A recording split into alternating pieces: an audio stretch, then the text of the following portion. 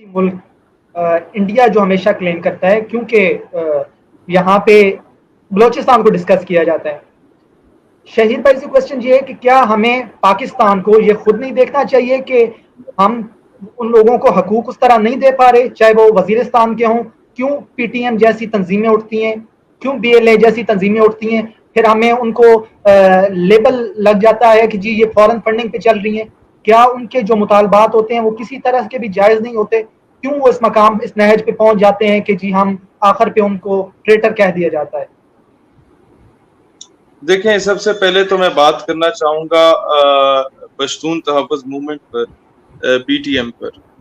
دیکھیں، اس طرح کی موومنٹس ہر ملک میں ہوتی ہیں، ہر صوبے میں ہوتی ہیں، میں سمجھتا ہوں ہر ضلع میں ہوتی ہیں. پشتون تحفظ موومنٹ کے جتنے بھی فالوورز ہیں ان میں سے کوئی میں سمجھتا ہوں مور دین 90% ایکسپٹ گل علی اسماعیل ٹائپ کے جو میری میٹیریل ہیں، اس کے علاوہ یہ سارے لوگ مجھے بڑی قدر کی نگاہ سے دیکھتے ہیں اور اکثر مجھے ملتے بھی ہیں، اور ہم ایک دوسرے سے مل بیٹھ کے ساری چیزیں ڈسکس کرتے ہیں. اور ان کے کئی ایسے مطالبات ہیں جو کہ میں سمجھتا ہوں میرے بھی مطالبات ہیں، بلکہ میجورٹی آف دا مطالبات وہی ہیں جو کہ میرے ذاتی ہیں گورنمنٹ آف پاکستان سے.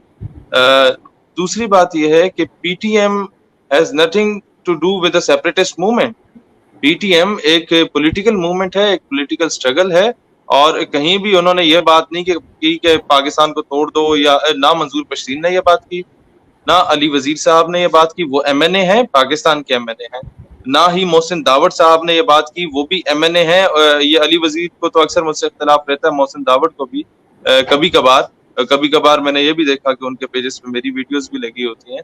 لیکن یہ لوگ ایم این اے ہیں، یہ لوگ پاکستان کے کانسٹیٹیوشن کو مانتے ہیں تو ایم این اے ہیں. یہ لوگ پاکستان کے کانسٹیٹیوشن کو مانتے ہیں تو انہوں نے الیکشن لڑے. اور پاکستان کی عوام، ہمارے پشتون ڈیفینیٹلی ان لوگوں سے پیار کرتے ہیں تو یہ ایم این اے بنے.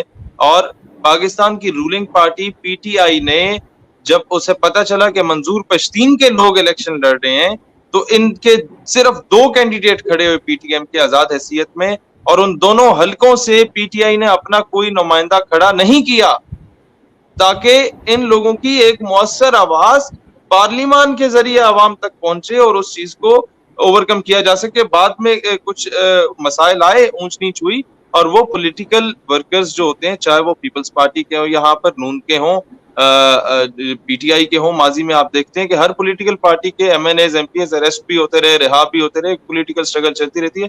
تو پی ٹی ایم کو میں یہی چاہوں گا کہ ہندوستان کے جو لوگ ہیں وہ اسے یہ بڑھاوا دے کے نہ کہیں کہ کوئی سیپریٹسٹ موومنٹ ہے. پی ٹی ایم کے لوگ وہ ہیں جن کے خاندان شہید ہوئے پاکستان کے لیے، کوئی سیاچین میں شہید ہوا، کوئی ایل او سی پہ شہید ہوا. اور پی ٹی ایم کے لوگ وہ ہیں جن کے بچے اے پی ایس پشاور میں شہید ہوئے، اور سب کو پتا ہے کہ وہ جو دہشت گرد آئے تھے ان کو کہاں سے لایا گیا تھا اور کیا صورتحال ہے. میں نہیں چاہتا کہ ماحول خراب ہو.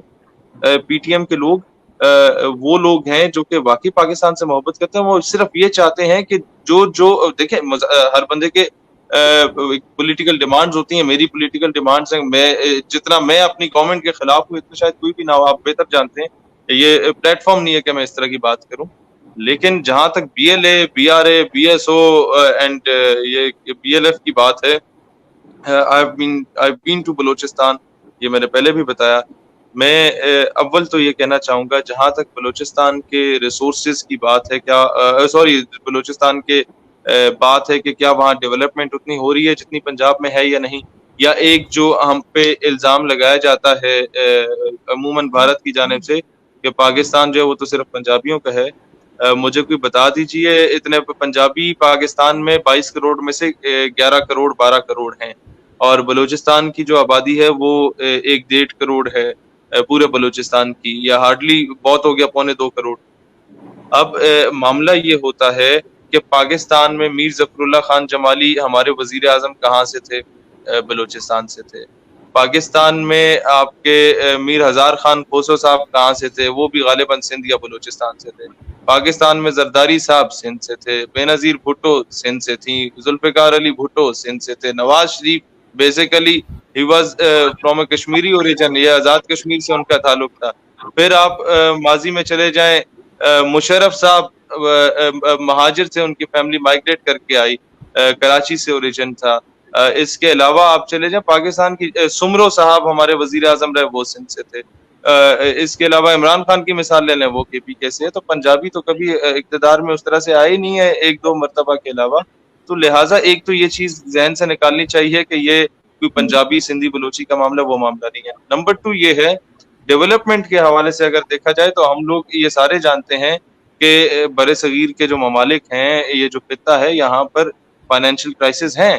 ہم لوگوں کے پاس اتنا وہ فائنینشلی اسٹرانگ نہیں ہے کہ ہم ہر ایون جس گاؤں سے میرا تعلق ہے، یہاں سے گیس کے جو ہے وہ ذخائر دریافت ہوئے اور ہم لوگ ابھی تک محروم ہیں اس سے. اٹ ول ٹیک ٹائم کہ جب یہاں پر وہ سارے ایکسیپٹ کیا جائے گا. میں پنجاب کی بات کر رہا ہوں، اور یہاں پر گیس آ جائے گی وقت آنے پر. مسئلہ یہ ہے یعنی کہ پاکستان میں تھوڑا سا ایلیبوریٹ کرنا چاہتا ہوں. جی آپ کا جو ہے نا راول پنڈی، وہاں پر 100 میٹر کی رینج میں 10-12 ہزار بندے رہتے ہیں. ایک گھر کے اندر 12 بندے رہتے ہیں، اور ایک گھر کے اوپر 15 گھر کی عمارتیں بنی ہوئی ہیں. تو وہاں پر گیس آرام سے پہنچ جاتی ہے. اب بلوچستان میں ایک گھر ہے، اس سے 15 میل دور دوسرا گھر ہے. تو وہ جو گیس پہنچانی ہوتی ہے اس کے لیے آپ کو کروڑوں اربوں روپے کی لاگت لگانی پڑتی ہے. یا وہاں پر اگر آپ وہ پہنچانا چاہیں، اسی طریقے سے پنجاب انٹیریئر جو ہے، وہاں پہ بھی روڈیں نہیں بنی، ڈیولپمنٹ نہیں ہوئی. کئی اس طرح کے معاملات ہیں. جہاں تک بات ہے چند 2-3 ایسے لوگوں کی جو کہ بک گئے تھے، ضمیر فروش تھے، بعد میں شراب نوشی پہ پڑے گئے، یا بعد میں وہ لوگ جو ہے وہ غلط ایکٹیویٹیز میں پڑھ کے ان کو بھڑکا دیا گیا، ایسے لوگوں کی بات ہے. تو میں مودی صاحب کو پہلے بھی ڈیرہ اسماعیل خان جلسے میں جہاں لاکھوں لوگوں کا اجتماع تھا، پشاور جلسے میں جہاں لاکھوں لوگوں کا اجتماع تھا، خیبر پختونخوا کی بات کروں، اور ڈیرہ بگٹی کے جلسے میں جہاں پر ہزاروں لوگ موجود تھے، میں نے ہندوستان کی جو ایلیٹ تھے، ہندوستان کے جو اسٹیک ہولڈرز تھے، ان کو میں نے دعوت دی تھی کہ آپ تشریف لائیں. آپ بلوچستان میں مجھے کوئی ایک گھر دکھا دیجیے گا جہاں پہ پاکستانی پرچم نہ لگا ہو. مجھے کوئی ایک فرد دکھا دیجیے گا جس کے سینے پہ پاکستانی پرچم وہاں نہ لگا ہو. لوگ وہاں پر پاکستان سے محبت نہیں، عشق کرتے ہیں. بلوچستان پاکستان کا حصہ بنا تو خان آف کلات کے پوتے سے مین اسٹریم چینل پہ پوچھا گیا، جو کہ تھوڑا سا ناراض ہو گئے تھے، پی ایل اے کی سائٹ پہ جانے کا سوچ رہے تھے. تو انہوں نے یہ کہا کہ ان سے پوچھا ایک اینکر نے کہ آپ کیوں، بلوچستان کے پاس تو اختیار تھا، وہ انڈیا کے ساتھ مل جاتا، آزاد ریاست ملتا. کہتا میں نے اپنے دادا سے یہی سوال پوچھا، لیکن خواب میں اسے نبی پاک علیہ السلام کی زیارت نصیب ہوئی. And he said کہ there is a country which is being made on the name of Islam and you are trying to betray it. وہ کہتا ہے مجھے لازم تھا مجھ پہ کہ میں پاکستان کی حمایت کرتا. تو یہ جو الحاق ہوا ان لوگوں کا ہمارے ساتھ، یہ ایک روحانی تعلق ہے، اور یہ تعلق میں سمجھتا ہوں جسمانی تعلق سے بھی بڑھ کے ہوتا ہے. اور بلوچستان کے لوگ، میں ایک اور بات بتاؤں، جب لاسٹ بات میں بتانا چاہ رہا ہوں، انڈیا نے جب تھوڑا سا اس کے بارے میں بات کی تو شاہزین بگٹی ایک ایم این اے ہے بلوچستان کا، نواب اکبر بگٹی جس کے دادا ہیں، نواب اکبر بگٹی کا پوتا یہ بات مین سٹریم پہ آ کے کہتا ہے کہ ہم افواج پاکستان کو بھارت کے خلاف 50,000 رضاکار دینے کو تیار ہیں. پیچھے میں سمجھتا ہوں وہ میجر گورو کی بات ہی ختم ہو جاتی، بگٹیوں سے تعلق ہے یا مریوں سے تعلق. جی نہیں، بیسیکلی بات آپ کی بالکل ٹھیک ہے. ایک آپ نے پوائنٹ بھی آپ نے ریز کیا کہ محرومیت جو ہے، مطلب ابھی آپ نے کہا کہ ہم لوگ جو ہے وہاں پہ اپنے گھروں کی فاصلوں کی بات کی اور بیسک نیسیسٹیز کی بات کی ہے. اب آپ پنجاب میں تو ہم، اب ایک پوائنٹ تو یہ بھی بنتا ہے نا کہ بھئی پنجاب میں آپ ہم تمام چیزیں پہنچا رہے ہیں، تو بلوچستان میں اگر یہ ممکن تو ہے نا، یعنی بے شک مشکل ہے ممکن لیکن 100% ہے، اور یہ ہونا چاہیے. میں تو پھر ہم گورنمنٹ ان کو کو بار بار محروم کہتا ہوں کیوں کہ لگ سب رہے کو ایکولی، ہیں؟ یہ تو سب کو پھر ایکولی دیتے. محرومیت ہو جائے گی. اور کیا محرومیت جو ہے وہ ایک اینٹائی نیچر کو جنم نہیں دیتی؟ کیونکہ سیدھی سی بات ہے، اگر آپ کے گھر پانی گیس بجلی نہیں آئے گا تو چاہے آپ پنجابی ہیں، سندھی ہیں یا بلوچی ہیں، آپ کو غصہ آئے گا. اور آپ کو پتہ ہے کہ چاہے آپ، بے شک آپ ایک بہت کم، ہمیں پتہ ہے کہ بلوچستان ہمارا سب سے بڑا پروونس ہے اور وہاں پہ عوام بہت کم ہے، تو یقیناً فاصلہ بھی بہت زیادہ ہے، سب کچھ کور کرنا ہی مشکل ہے. لیکن ایک محرومیت کا جو ایک وہ عنصر پیدا ہوتا ہے، وہ الٹیمیٹلی اینٹائی پاکستان تو کر دیتا ہے نا اس چیز کو. تو پھر آپ ہمیں کیا یہ چیز دیکھنی نہیں چاہیے کہ ایکولی سب کو لے کے چلنا ہے، چاہے وہاں مشکل ہے آسان ہے، ہمیں پرائیورٹائز کرنا چاہیے نا اس چیز کو. پھر ہم اس کو چھوڑ کیوں دیتے ہیں؟ یہ تو پھر جی بہن، یہ بات آپ کی 100% درست ہے، اور یہ معاملہ صرف بلوچستان کا نہیں ہے. آپ انٹیریئر سندھ میں جائیں، وہاں بھی اس طرح کے مسائل ہوں گے. تھرپارکر کے علاقے ہیں، وہاں ایسے مسائل ہیں.